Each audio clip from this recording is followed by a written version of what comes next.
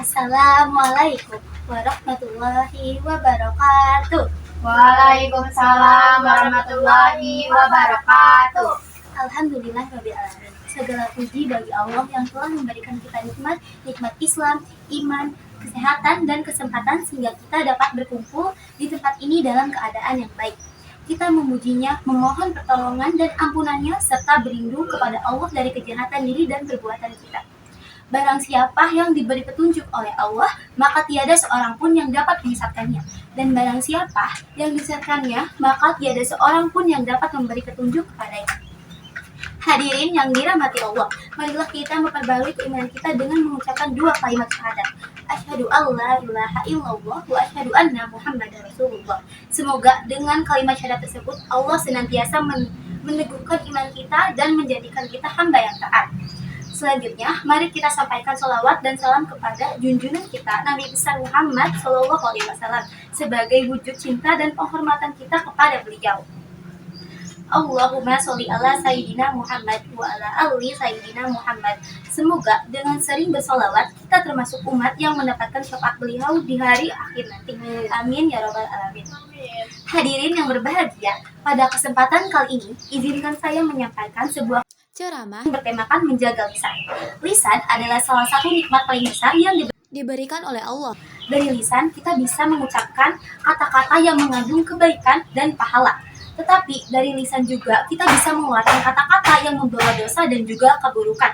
Karena itu, menjaga lisan termasuk dari bagian ketakwaan seorang hamba kepada Tuhannya. Allah Subhanahu wa taala berfirman dalam surat Al-Kahf ayat 18. A'udzubillahi minasyaitonir rajim. Bismillahirrahmanirrahim. Ma yalfizu min qawlin illa ladaihi raqibun atid. Artinya, tidak ada satupun kata yang diucapkan seorang melainkan di dekatnya ada malaikat pengawas yang selalu mencatat.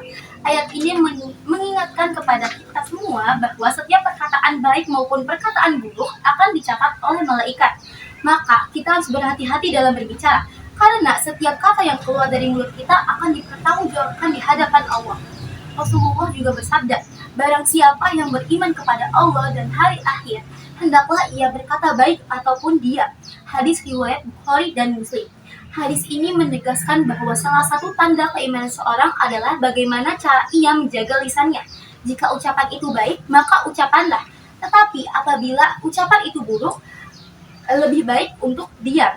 Hadirin sekalian, di zaman sekarang menjaga lisan bukan hanya ketika berbicara saja, tetapi juga di dalam media sosial.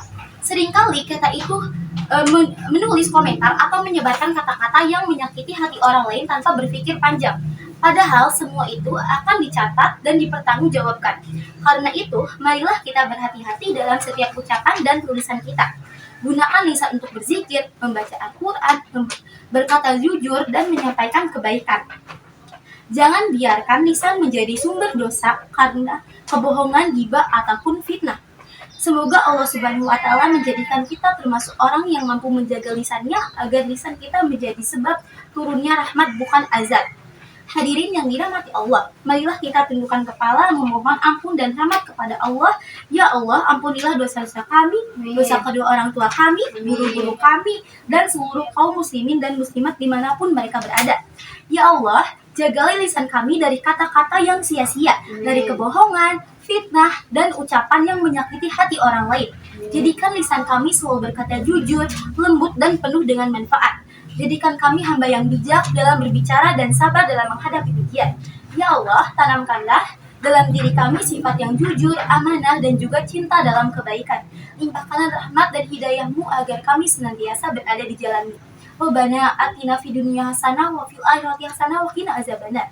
Amin ya rabbal alamin. Hadirin yang dimuliakan Allah, demikianlah yang dapat saya sampaikan. Semoga kita semua dapat menjaga lisan kita, berkata baik, dan menjauhkan diri dari ucapan yang sia-sia atau menyakiti hati orang lain. Ingatlah, ucapan yang baik itu merupakan sebuah sedekah, dan ucapan yang buruk bisa menjadi sebuah dosa. Mari kita jadikan lisan ini sebagai alat untuk menebar kebaikan dan mendekatkan diri kepada Allah Subhanahu wa taala. Wassalamualaikum warahmatullahi wabarakatuh.